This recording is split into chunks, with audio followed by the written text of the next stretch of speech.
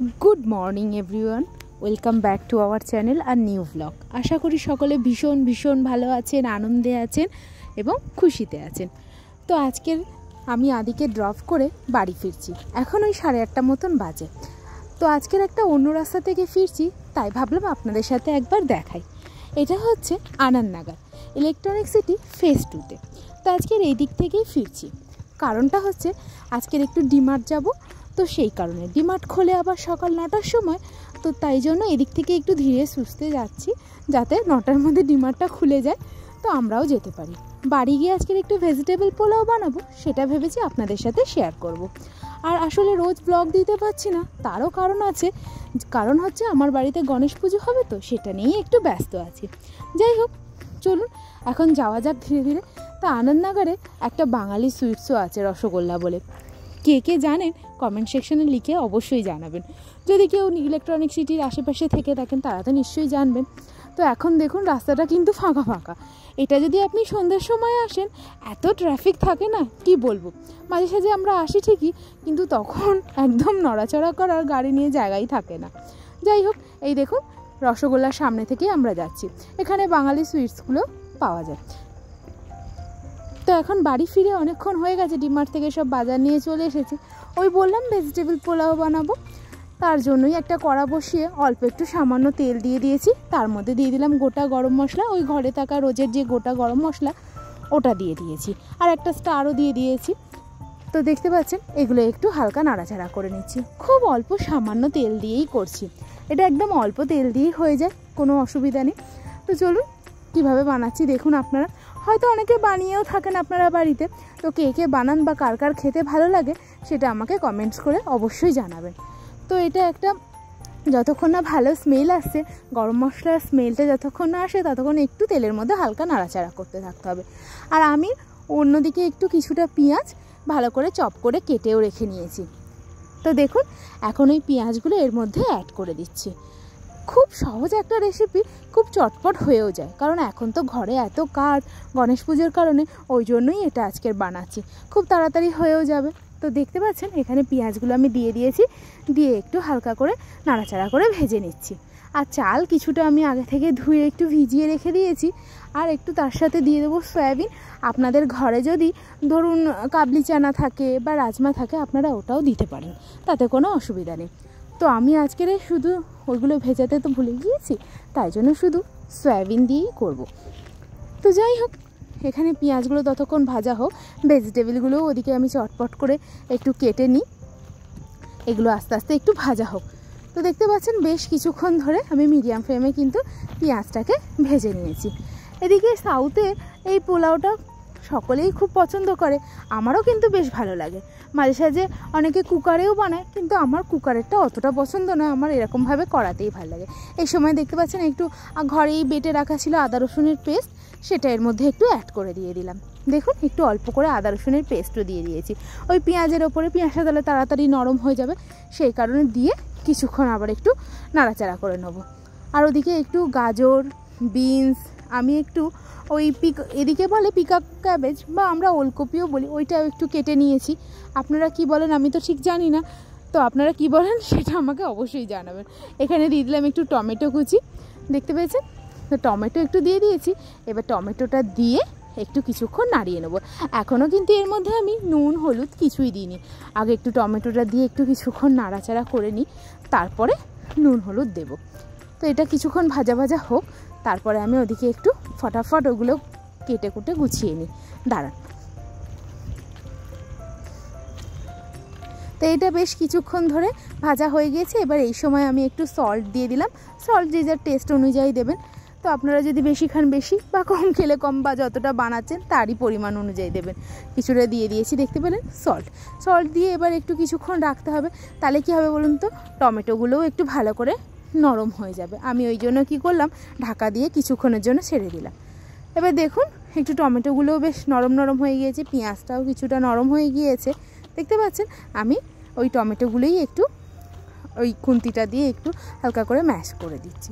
এবার এই সময় আমি একটু হলুদের গুঁড়ো, অল্প একটু হলুদের গুঁড়ো, দেখুন আমি একটু হলুদের গুঁড়ো দিয়ে দিয়েছি অল্প করে, খুব একটা বেশি দিতে হবে না, তো ওই জন্য অল্প করেই একটু দিয়ে দিয়েছি। খুব ইজি, আর ঘরে যা মশলা আছে আমি সেটা দিয়েই খুব চটপট করে বানাবো। এতে কোনো এক্সট্রা মশলাও আমি অ্যাড করবো না। দেখুন একটু জিরে গুঁড়ো দিয়ে দিলাম, এবার দেবো একটু দাঁড়ান ধনের গুঁড়ো দেবো একটু, দেখুন কোরিয়েন্ডার পাউডার, প্রথমে দিয়ে দিলাম কিউমিন্স পাউডার, এবার একটু দিয়ে দিলাম ধনের গুঁড়ো, তো কোরিয়েন্ডার পাউডার, এবার একটু দিলাম আমি ঘরে যে আমার বিরিয়ানি মশলাটা ছিল সেটাই আমি একটু দিয়ে দিলাম। এতে কী হয় বলুন তো, টেস্টটা খুব ভালো আসে। তো আপনি ধরুন একটু পোলাও বানাচ্ছেন বা ভেজিটেবল বিরিয়ানি বানাচ্ছেন, এই মশলাটা অ্যাড করলে না এত সুন্দর টেস্ট হয়। যেহেতু এটা আমার ঘরে বানানো থাকে, তো আমি গরম মশলাটা না দিয়ে এই মশলাটাই অ্যাড করি, তাহলে স্মেলটাও খুব ভালো আসে আর টেস্টটাও হয় খুব সুন্দর। তো যদি আপনারা এই বিরিয়ানি মশলার রেসিপিটা জানতে চান, অবশ্যই আমাকে কমেন্ট সেকশানে একটা লিখে জানাবেন, তাহলে আমি আপনাদের সাথে একবার শেয়ার করব। এবার দেখুন আগে থেকে যে বললাম ভেজিটেবলগুলো আমি কেটে নিয়েছি, কেটে পরিষ্কার করে ধুয়ে টুয়ে রেখে দিয়েছিলাম, ওটাই এখানে দিয়ে দিলাম। আগে মশলাটা আমি কষিয়ে নিলাম ভালো করে, তারপর ভেজিটেবলগুলো এখানে আমি অ্যাড করে দিচ্ছি। এখানে ওই ক্যারেট, বিনস, আপনাদের ঘরে যদি ধরুন ফুলকপি আছে, ফুলকপি, ক্যাপসিকাম, আমার ঘরে ক্যাপসিকামটা ছিল না, নইলে আমি ক্যাপসিকামটা দিয়েই দিই। আর যদি ফুলকপি থাকে সেটাও আপনারা দিতে পারেন, মানে কলিফ্লাওয়ার, ওটাও দিলে বেশ ভালো লাগে খেতে কিন্তু। তো ঘরে আজকে যা যা ছিল সেটা দিয়েই খুব চটপট করে বানিয়ে নিয়েছি। ওই জন্যই বললাম না একটু সয়াবিন দিয়ে দেবো, নইলে আগে থেকে জানা থাকলে হয়তো একটু রাজমা বা কাবলি চানা আমি ভিজিয়ে রেখে দিতাম। তো সয়াবিনটা চটপট ভিজিয়ে দিলে তো ভিজে যায়, ওই জন্য একটু ভিজিয়ে দিয়েছিলাম। দেখুন সয়াবিনগুলো অ্যাড করছি, কিন্তু কাবলি চানা বা রাজমা এগুলো তো আর ভেজালে চটপট হয় না। তো আগে থেকে প্ল্যানও ছিল না, বাড়ি এসে ভাবলাম এটাই তাড়াতাড়ি বানানোর সুবিধা, নইলে আবার কৃষ্ণেন্দুর খিদে পেয়ে যাবে, তাই জন্য এটাই তাড়াতাড়ি করে বানাচ্ছি। আদিকে তো স্কুলে দিয়ে এসেছি, ওকে আলাদা লাঞ্চ বানিয়ে দিয়েছি, এটা আমাদের জন্যই। যাই হোক, আর যদি অল্প থাকে রাতেও হয়ে যাবে। এখন দুপুরের জন্য বানাই, তারপরে থেকে তো যাবেই, একটু বেশি করেই বানাচ্ছি, তো রাতেও হয়ে যাবে একটু। তার সাথে একটু চাপাতি করব, ব্যাস, একটু তরকারি যা লাগে। তো এখন দেখুন সয়াবিনগুলো দিয়ে কিছুক্ষণ একটু ভালো করে নাড়াচাড়া করে নেব। আমাদের বাড়িতে জানেন তো আবার এই পোলাওটা সবাই ধরুন একটু কোনো পকোড়া থাকলে সাথে, বা রায়তা বা স্যালাড, এগুলো দিয়ে খেতে সকলে খুব ভালোবাসে। আপনারা কী কী দিয়ে খেতে ভালোবাসেন একবার কমেন্ট সেকশানে লিখে জানাবেন, বা আপনাদের এই পোলাওটা কে কে বাড়িতে বানান সেটাও বলবেন। আর আমার ভিডিওগুলোই বা আপনাদের কীরকম লাগছে সেটাও কিন্তু জানাতে ভুলবেন না। আর যদি ভালো লেগে থাকে তাহলে কিন্তু একটা সাবস্ক্রাইব করে দেবেন আমার চ্যানেলটাকে। তো চলুন এইভাবে এখন কিছুক্ষণ এগুলোকে ভালো করে একটু কষিয়ে নিই, খুব বেশি নয়, অল্প সময় একটু কষালে হয়ে যাবে। তো একটু ভালো করে কষিয়ে নিই। এই সময় দেখুন আমি একটু কাসুরি মেথিও দিয়ে দিলাম। আপনাদের কাছে যদি ফ্রেশ মেথি শাক থাকে, মানে ফেনিগ্রিক লিফ, সেটাও আপনারা দিতে পারেন। তো আমার কাছে ছিল না, ওই জন্য আমি কাসুরি মেথি অল্প একটু দিয়ে দিলাম, দিয়ে একসাথে কষিয়ে নিচ্ছি। কারণ যদি ঘরে থাকে তাহলে ফ্রেশ ফেনিগ্রিক লিফটা দিলে খুব ভালো টেস্ট আসে, আর যদি না থাকে তাহলে এরকম আমার মতন কাসুরি মেথিও দিতে পারেন, তাতেও খুব টেস্টটা ভালো হয়। যাই হোক, এবার সব কিছু দিয়ে একসাথে সুন্দর করে কষিয়ে নিয়েছি। কিছুক্ষণ ধরে ভালো করে একটু কষাতে হবে, কারণ যেহেতু সয়াবিনটা আছে, একটু ভালো করে না কষালে না টেস্টটা ভালো আসবে না। আর আগে থেকে দেখুন আমি কিছুটা চাল ধুয়ে ভিজিয়ে রেখেছিলাম, এটা বাসমতি রাইস কিন্তু ব্রোকেন, তো ওটা দিয়েই পোলাওটা আমি বানাচ্ছি আজকের। তো যাই হোক, এই রাইসটা দিয়ে আমি বানাচ্ছি, এটা কিছুক্ষণ ধুয়ে ভিজিয়ে রেখেছিলাম। এবার এটাও এর মধ্যে দিয়ে দিয়েছি, দিয়ে কিছুক্ষণ ধরে একটু নাড়াচাড়া করে নেব। দেখুন কিছুক্ষণ ধরে ভালো করে একটু নাড়াচাড়া করে নেব। তো এই চালটা দিয়ে পোলাওটা খেতে কিন্তু বেশ ভালোই লাগে, কিন্তু বিরিয়ানি আমি এই চালে করি না। বিরিয়ানি আবার একদম লং রেঞ্জে বাসমতি রাইস হয়, তাতে বেশি ভালো লাগে। পোলাওটা এটা দিয়ে বেশ ভালো লাগে। যাই হোক, এখন ভালো করে চালটাকেও এর সাথে ভেজে নেবো। কেন বলুন তো, চালটা যদি এর সাথে আমি ভালো করে ভেজে নিই তাহলে কি সুবিধা হয়, যে ভাতটা না ভীষণ ঝরঝরে হয়। আর যদি আপনারা না ভেজেই সাথে সাথে চাল দিয়ে জল ঢেলে দেন, তাহলে কী হয় বলুন তো, তাড়াতাড়ি চালটা গলে যায়।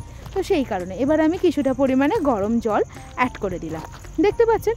তো পরিমাণ মতন একটু গরম জল দিয়ে দিতে হবে। আমি এখানে গরম জল অ্যাড করছি, আপনারাও কিন্তু গরম জল দেবেন। চালটা কতটা নিয়েছেন বা সবজিটার পরিমাণ বুঝে জলটা দিতে হবে, খুব বেশি দেবেন না, দরকার পরে যদি লাগে তখন অল্প করে দেবেন, প্রথমে দেবেন। আমি ধরুন যদি 2 কাপ চাল নিই, তাহলে আমি চেষ্টা করি 3 কাপ থেকে 3.5 কাপ মতন জল দিতে। কেন বলুন তো, চালটা যেহেতু আমি কিছুক্ষণ ভিজিয়ে রাখি, তো সেই কারণে। তো 3 থেকে 3.5 কাপ জলের মধ্যেই হয়ে যায়। আর যদি পরে লাগে তখন আবার একটু জল দিয়ে দেবো। আর কিছুটা আমি এখন দেখুন ধনেপাতা কেটে রেখেছিলাম, কোরিয়েন্ডার লিফ, ওটাই ওপর থেকে অ্যাড করে দিলাম, দিয়ে এবার গ্যাসটা একদম মিডিয়াম ফ্লেমে রেখে ঢাকা দিয়ে দেবো। ঢাকা দিয়ে কিছুক্ষণ রান্না করে নিলেই খুব ইজিভাবে তৈরি হয়ে যাবে ভেজিটেবিল পোলাও। সময় যদি না থাকে বাড়িতে তাহলে এভাবে একবার বানিয়ে দেখতে পারেন, খুব চটজলদি রেসিপি, খেতেও ভীষণ টেস্টি হয়। আর একটা জিনিস আমি কি দিলাম দেখতে পেলেন, ওটা হলো লেবু রস। ওটা বিরিয়ানিতে বা পোলাওয়ে এইটা যদি দিয়ে দেন তাহলে কি হয় বলুন তো, ভাত গায়ের সাথে গায়ে লাগে না, ভাত ভীষণ ঝরঝরে হয়। যখন আপনারা বেশি পরিমাণে বিরিয়ানি করছেন বা ফ্রাইড রাইসের জন্য চালটা বয়েলই করছেন না কেন, তখনও যদি একটু লেবু রস দিয়ে দেন ভাতটা খুব ঝরঝরে হয়। বা বেশি পরিমাণে রাইস রান্না করছেন, গেস্ট আসবে বাড়িতে, তখন একটু লেবু রস আর অল্প একটু নুন দিয়ে যদি ভাতটা করেন তাহলে ভীষণ ঝরঝরে এবং টেস্টি হয়। তো দেখতে পাচ্ছেন পোলাও কিন্তু আমার রেডি হয়ে গেছে। তার সাথে একটু পকোড়াও ভেজে নিয়েছিলাম, বেগুনি করেছিলাম অল্প একটু, আর আলু দিয়ে একটু পকোড়া বানিয়েছিলাম, আর অল্প একটু স্যালাড, ব্যাস এটাই। তো চলুন, কীরকম লাগলো আমার ভিডিওটা সেটা অবশ্যই আমাকে একটা কমেন্ট সেকশানে লিখে জানাবেন। আর যদি ভালো লেগে থাকে ভিডিওটা ছেড়ে যাওয়ার আগে একটা লাইক, শেয়ার, সাবস্ক্রাইব করতে ভুলবেন না কিন্তু। দেখা হবে আবার একটা নতুন ভিডিওতে। সকলে ভালো থাকবেন, সুস্থ থাকবেন, আনন্দে থাকবেন।